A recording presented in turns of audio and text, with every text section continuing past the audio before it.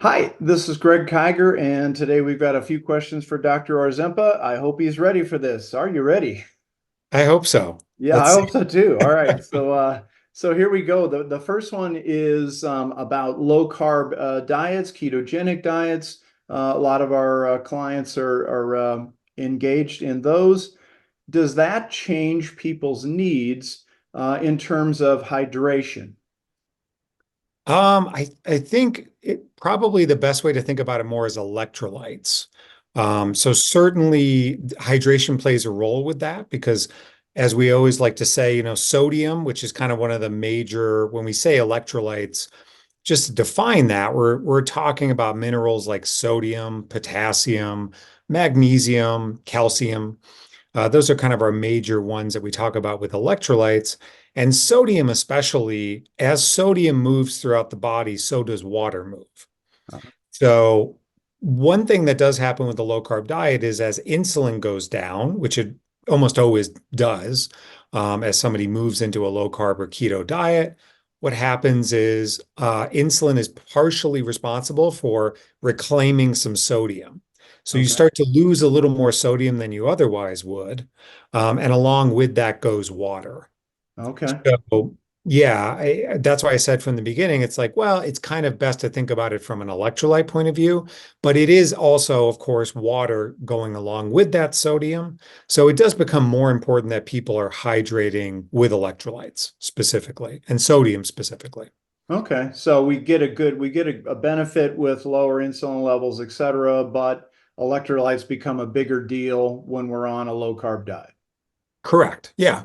Yep. Okay. Absolutely. And so, yeah, usually what I'm telling patients is you're probably going to want, who are on low carb diets, you're probably going to want about a teaspoon of what would be like table salt, sodium chloride, like regular salt, or even things like sea salt, Himalayan salt. You're probably going to want about an extra half to 1 teaspoon of that per day when you're on a lower carb diet, which will Gotcha. give you an extra gram or two of sodium. Right. So, So when we're making our breakfast, when we're making a dinner, then if we're on a low carb diet, we're allowed to salt liberally and enjoy that fun salty taste. absolutely. Yep. Salt, definitely salt to taste. And then, having some electrolyte, solutions or drinks, which you can make up at home. So we have like I've given patients before the Ketorade, recipe, which is like some, table salt, some potassium salt, like a sparkling water, like some lemon juice, things like that. But obviously, there's a lot of over-the-counter products like LMNT and Noon that can also, give the same effect. So, Yeah, and LMNT certainly tastes great. It's not cheap, but it does the job, and it's got a lot of those minerals that you just mentioned for sure. yeah, yeah, absolutely. So LMNT is going to be very sodium heavy. Noon, so it's going to be more like a 5-to-1 ratio with LMNT of Uh, sodium to potassium. And then it's going to be more like a 2-to-1 with something like Noon. And right. then every other product I've looked at is somewhere usually in between those two. So Nice. Yeah, those are two well formulated products. I use both of those and they taste great. They seem to do a great job, etc. yeah, The absolutely.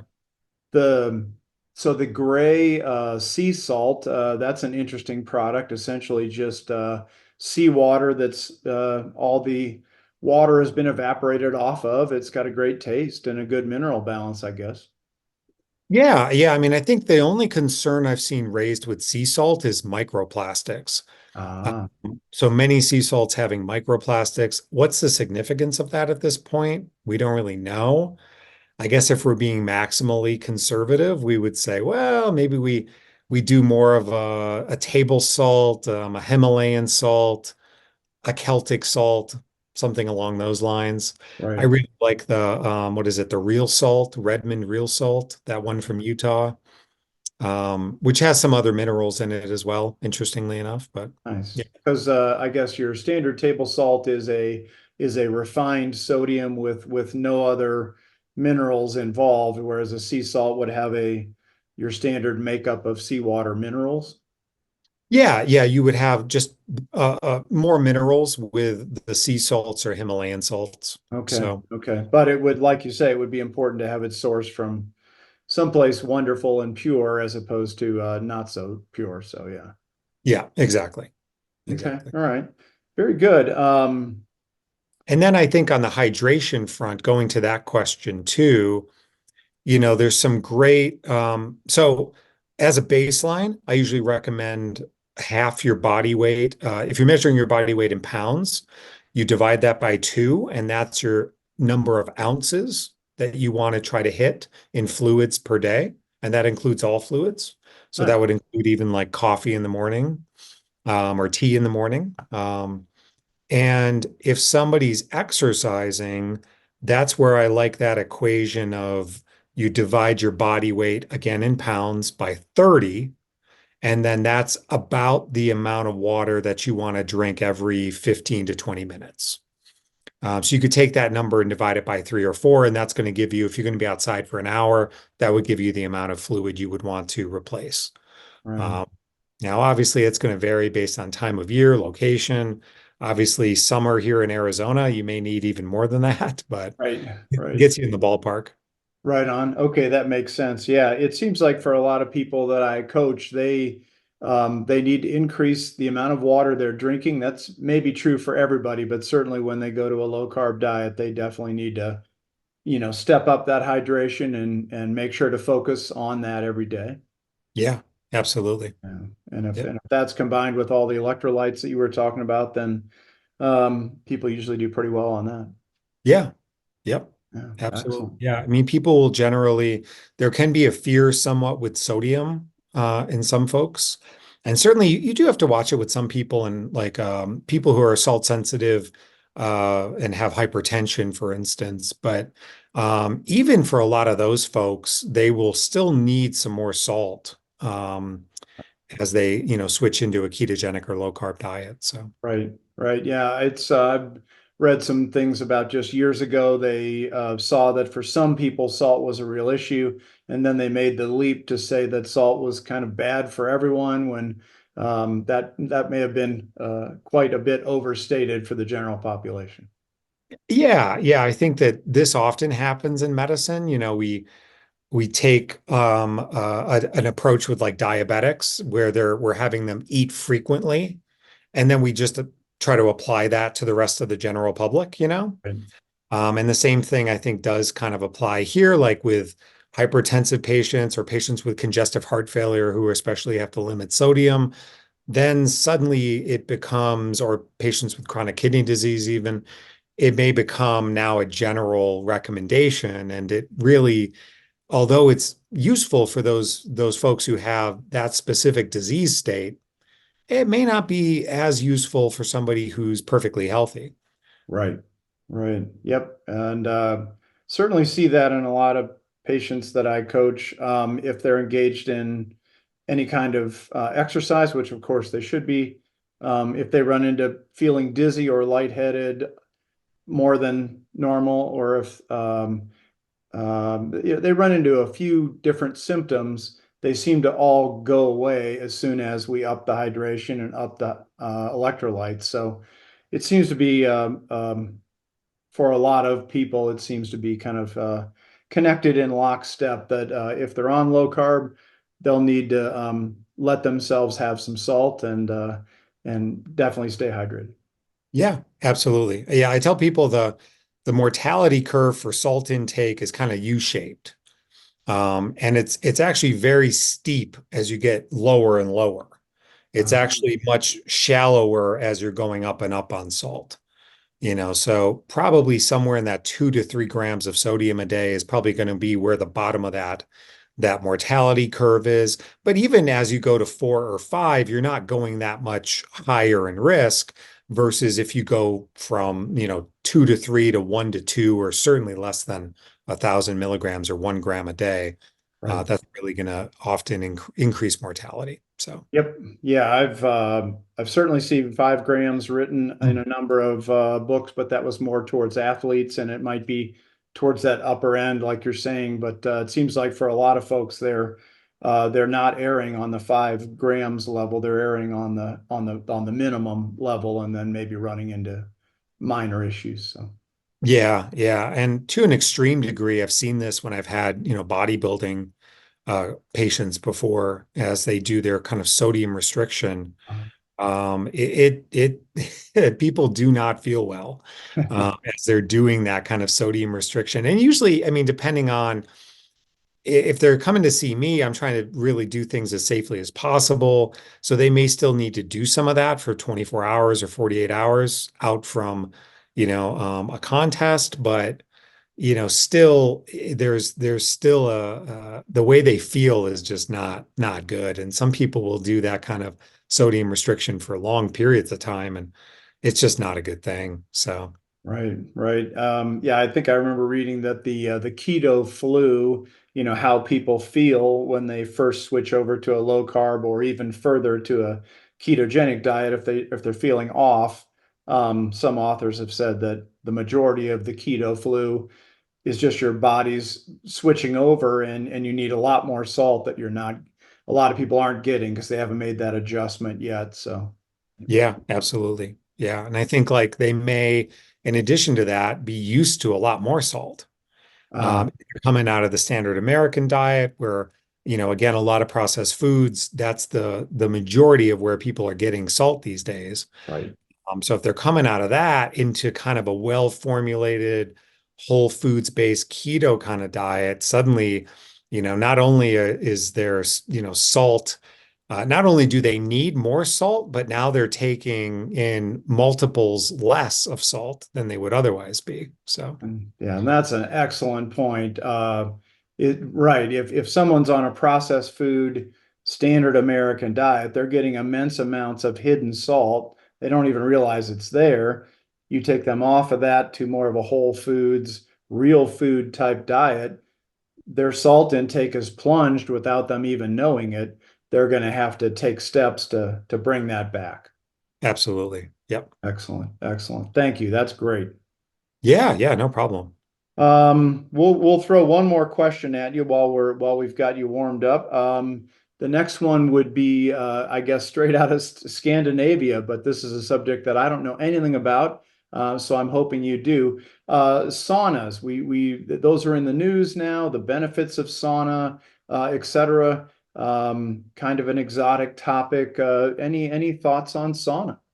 Yeah, I mean, I joke with patients that I should like sell saunas out of the office because I just am recommending them more and more these days.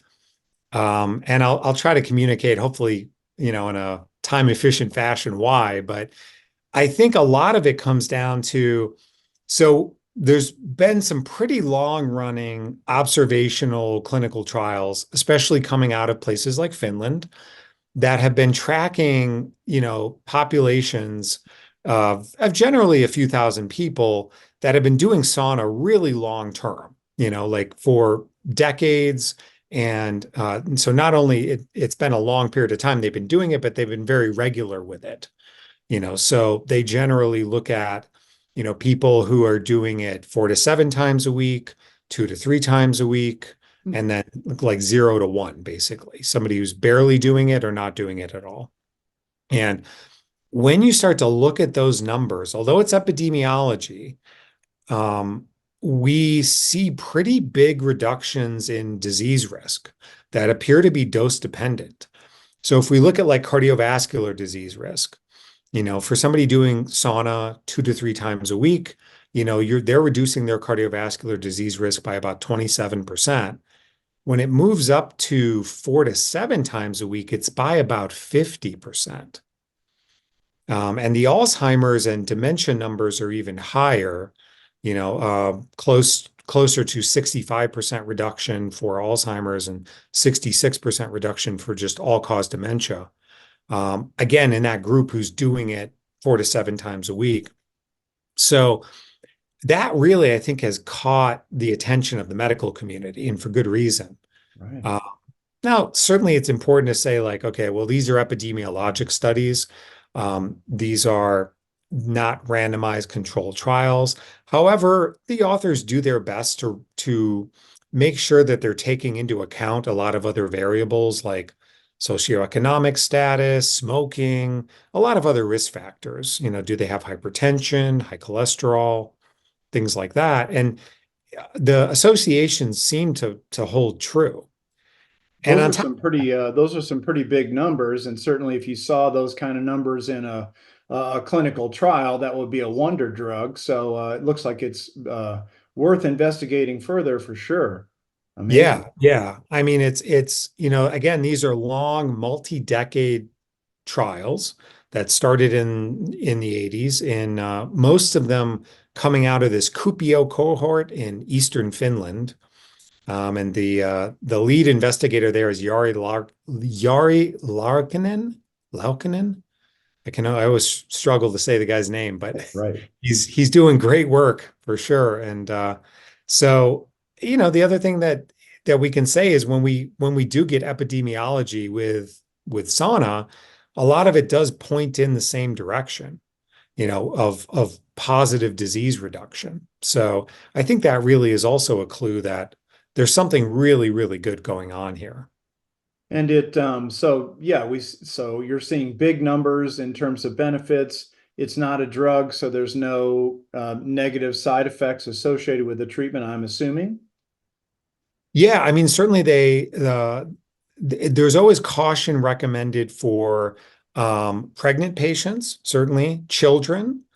There are, even some cautions and that I've seen recommended for folks who have like seizure disorders or things like that, where electrolytes can sometimes, rapid electrolyte shifts can sometimes trigger that. But for the most part, most people, if they're kind of starting a sauna practice, can generally start at lower times and just build up over time and do so pretty safely. So the sauna, is that typically a home-based unit? Is it a place that we go to? What's involved in trying sauna? Yeah, so great question. So there are different types of saunas. A lot of the data that I'm referencing is kind of the dry finish sauna, which is kind of usually a wood paneled room that has a heater in it. Most of the time these days, it's an electrical heater that also has rocks, so it has heating elements, and then it has these rocks surrounding the heating elements. And people can even pour water on those rocks in order to increase the humidity. And generally, the temperatures there are going to be, in your 170 up to 210, 220 range. Yeah, that's a lot. Yeah, I think I remember going in one and semi freaking out just because it was very warm, obviously. But there was a lot of folks in there, and after a while, we just chatted, and it was a good feeling. Yeah, and how long? What's typical duration for a sauna? Is it 5 minutes, 5 hours? What's normal?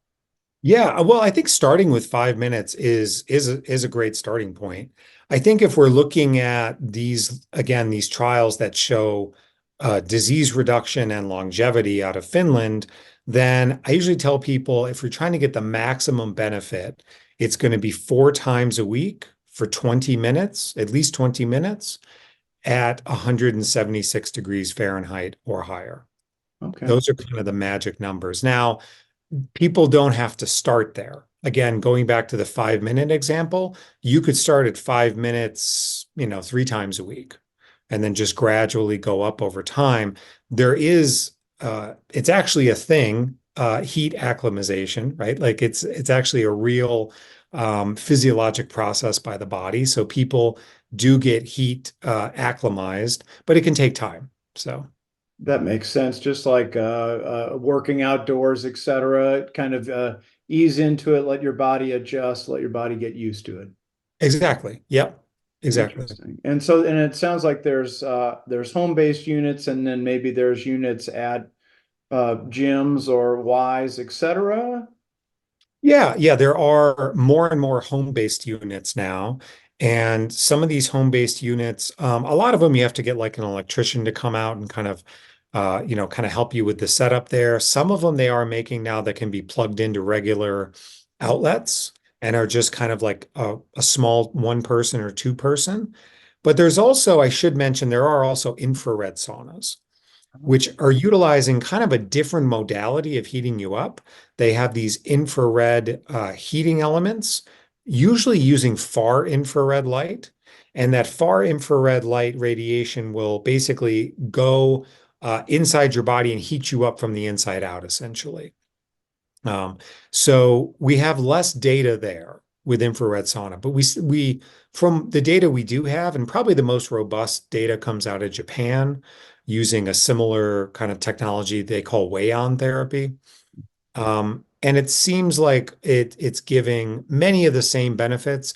Can't say for sure about the longevity and disease reduction benefits, um, just because we haven't had large populations that are using infrared sauna regularly for multiple decades, you know. Maybe we'll have that at some point as these become more popular, but it's another option and they're cheaper generally than the traditional kind of Finnish dry sauna. And I think that people can get a lot of the same benefits. Excellent. Yeah. And the studies that you kind of mentioned early on, those are particularly interesting in that so many drug studies are very short duration, a year or less even. And here's this, some studies in sauna that have been going on for decades, which is a much longer window and much more interesting results that hopefully they'll follow up on. That just sounds very cool. Yeah, there are definitely researchers who are kind of trying to pick up and continue to study and learn more about, the results or what happens to the body when it gets heated up. Because that's really where all of this lies. And we do know some things, like we know that we produce things called heat shock proteins. These heat shock proteins can be very protective against, because basically they're trying to protect against protein misfolding. So as your body is heating up, the risk becomes that proteins start to misfold and change their configuration. So how they look three-dimensionally starts to change, and that can change their function. So these heat shock proteins, their function is to kind of protect against that. Um, However, I mean, there's a lot of diseases that have misfolded proteins that are a major part of what causes the disease. Beta amyloid being an example with Alzheimer's. And there's many, many other, especially neurodegenerative diseases that have these misfolded proteins. And so we think that that may be one of the mechanisms behind, especially why the dementia risk reduction is so robust.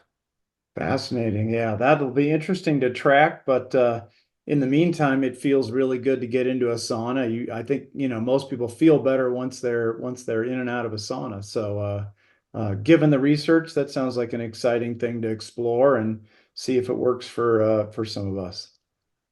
Yeah, I mean, I tell people you can really get into all these mechanisms, but maybe the best way to think about sauna is it's kind of mimicking, moderate aerobic exercise. So, especially if somebody can't do that kind of aerobic exercise, it's going to be a great option if somebody's injured, if someone is just deconditioned and they're unable to do that kind of exercise, sauna can be a great alternative. And yeah, I mean, in general, maybe the first few sessions can be difficult, but people start to get used to it pretty quickly, and it generally feels pretty relaxing and pretty enjoyable for most people. How about that? Yeah, that sounds interesting. Just kind of an interesting area to explore, and yeah, that sounds fun. I can't wait to try it. I'm going to give it a shot. So yeah. Yeah. Well, I have one. You're always welcome to come and use Well, one. there you go. There you go. Yeah. We're all on our way. Yeah. After I started reading those papers, especially that 2018 one, I was like, oh man, I gotta save up for a sauna. So There you go. There you go. Yeah, the sweat lodge experience maybe. Yeah. So yeah. Yep. yeah, be interesting. Well, thank you so much for taking time to answer a few questions. That was great, and we'll have a few more for you in the future. Sounds great. Yeah, I was happy to do it. This was a lot of fun, and I hope our patients and anybody who watches this gets a lot out of it. Beautiful. Well, until next time, take care. Yeah, you as well, Greg. Thanks.